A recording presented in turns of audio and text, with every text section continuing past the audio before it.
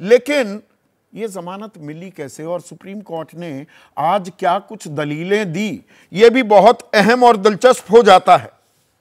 1 जून तक है ये जमानत, 2 जून को वापस जेल जाना होगा अरविंद केजरीवाल को। तो अदालत ने ईडी से आज क्या कुछ पूछा, यह आपको बताना जरूरी हो जाता है। 1.5 साल तक अरविंद केजरीवाल को गिरफ्तार क्यों नहीं किया गया, यह सीधा सवाल पूछा। और 21 दिन में कुछ नहीं होने वाला, गिरफ्तारी तो पहले भी हो सकती थी, अब 21 दिन के लिए इतनी मारामारी क्यों, यह सवाल पूछा सुप्रीम कोर्ट ने। साथ ही साथ सुप्रीम कोर्ट ने यह कहा कि यह चुनाव से ठीक पहले आपने गिरफ्तारी क्यों की। 21 मार्च आपको वो तारीख ध्यान होगी, 5 बजे सुप्रीम कोर्ट की फटकार के बाद एसबीआई ने इलेक्टोरल बॉन्ड चुनावी चंदे की पूरी जानकारी अपलोड करनी शुरू कर दी थी और 7 बजे शाम को अरविंद केजरीवाल के घर ईडी के अधिकारी पहुंच गए थे और देर रात हिरासत में ले लिया था। यह कहीं ना कहीं चुनावी चंदे से भी मामला जुड़ता है। सुप्रीम कोर्ट ने यह भी पूछा कि इस मामले में अभी तक कुर्की क्यों नहीं हुई, मनी ट्रेल कहां है और कुर्की क्यों नहीं की गई, कार्रवाई और गिरफ्तारी के बीच इतना लंबा वक्त कैसे और क्यों था। और इन सवालों के जवाब ईडी के पास नहीं थे। ईडी सवाल किस बात पर उठा रहा था, ईडी का सवाल यह था कि चुनाव प्रचार करना कोई मौलिक अधिकार नहीं है, ना ही संवैधानिक है, ना ही कानूनी।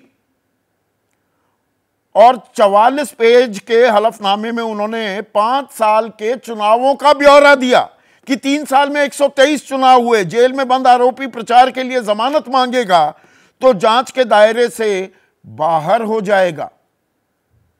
देश में इस आदेश के चलते 2 अलग अलग क्लास नहीं बनाई जा सकती, ये परंपरा ना बन जाए, ये नजीर ना बन जाए। लेकिन सुप्रीम कोर्ट ने ये दलीलें नहीं मानी, इन्हें खारिज कर दिया और अब चुनाव प्रचार की इजाजत दे दी है।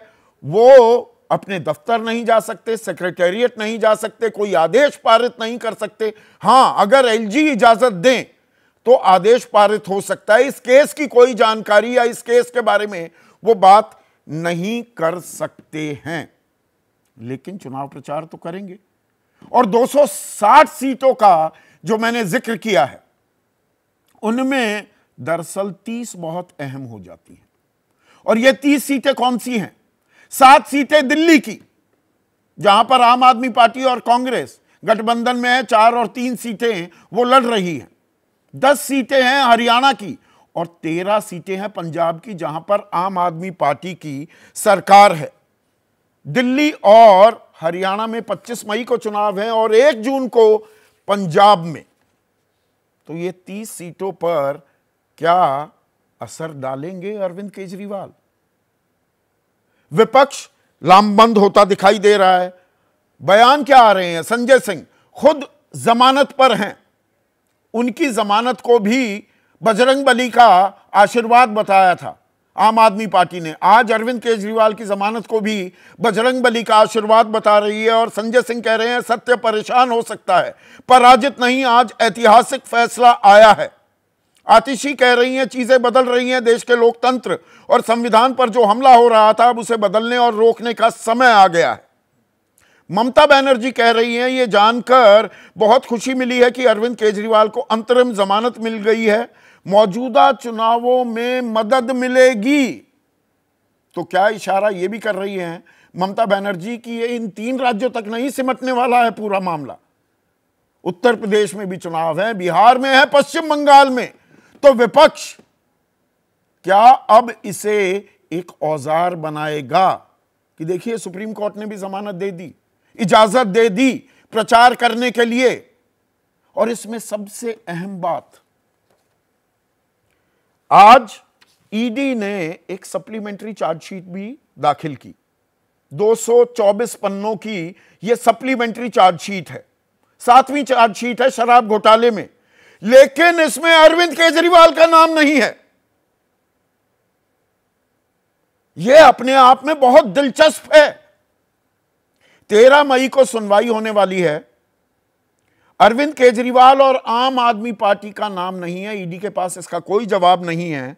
और इस सप्लीमेंट्री चार्जशीट में दरअसल नाम किसका है? के कविता, चरणप्रीत सिंह, दामोदर शर्मा, प्रिंस कुमार और अरविंद सिंह। तो सप्लीमेंट्री चार्जशीट में भी नाम नहीं, कोई कुर्की नहीं, गिरफ्तारी और जांच में इतना अंतर। ये क्रोनोलॉजी किस ओर इशारा कर रही है? चुनाव से ठीक पहले अरविंद केजरीवाल को जेल डालना और चुनाव के ठीक बीचों बीच अब ये जमानत मिल जाना, चुनावी चाल कुछ बदलेगी क्या? यह अपने आप में बहुत अहम सवाल है। विपक्षी नेताओं के बयान तो मैंने आपको बताए। प्रियंका गांधी वाड्रा ने भी खुशी जाहिर की है। राजीव शुक्ला वो कहते हैं सुप्रीम कोर्ट का निर्णय बहुत अच्छा है, मुझे लगता है कि लोकतंत्र के लिए यह निर्णय बहुत जरूरी था। अब वो जेल से निकलकर अपनी बात जनता से कहेंगे। आदित्य ठाकरे कह रहे हैं अरविंद केजरीवाल को देश में तानाशाही शासन के खिलाफ राहत मिलना बदलाव की हवा का बड़ा संकेत है। जबकि बीजेपी की तरफ से किसी बड़े नेता का बयान नहीं आया है। वीरेंद्र सचदेव हैं, दिल्ली प्रदेश अध्यक्ष हैं बीजेपी के, वो कहते हैं 1 जून तक चुनाव प्रचार के लिए जमानत मिली है, उसके बाद क्या फिर जेल जाना पड़ेगा उन्हें? तो अंतरिम जमानत मिलना मतलब यह नहीं है कि वो अपराध मुक्त हो गए। पर जो बीजेपी और बीजेपी का शीर्ष नेतृत्व हर मुद्दे को लपक लेता था, वही 30 करोड़ रुपए मिल गए, ये काला धन, इसी के बल पर विपक्ष चल रहा है, इसीलिए भ्रष्टाचारियों को जेल में डालने का मैंने प्रण लिया है, प्रधानमंत्री कह रहे थे। या सैम पिट्रोडा की जबान फिसलती है या मणिशंकर अय्यर की। तो बीच चुनावी रैली में भी बयानबाजी जोर पकड़ने लगती है, पर बाकी एक चुप्पी भी है।